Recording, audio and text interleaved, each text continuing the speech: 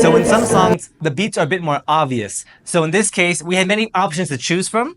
What I did here was in closed position, I decided to change levels. So down, up, down, up.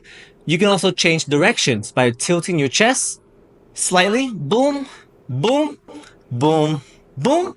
And if you want to combine them together, you can go down, you can change directions, you can go up, you can change directions one more time, and then lead whatever other moves you want from here. Yes?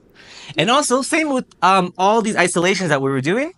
So in this case, I did a chest isolations where I prepped here to go boom, boom, boom. You can also do it to the side after a body wave. We can go to the right, we can go to the left, and we can combine all directions, right? And when the music goes smooth, we can turn that direction, those 4 points, into a chest circle instead of a chest sharp, sharp, sharp, sharp note. Yeah? And same thing with the isolations. You can do it in closed position. You can do the hip and chest isolation that we taught earlier in the course. But these are some of the more obvious parts of the song that you can look for. And if I can just add, this particular song, Those That Me, has that musicality at the very beginning of the song. And we talked about this in our intros.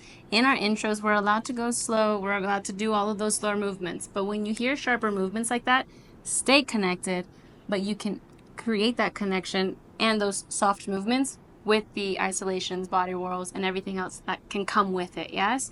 So everything is not separated. It all comes together at one point, whether it's in the mambo or the vocal or this instrument or the other one.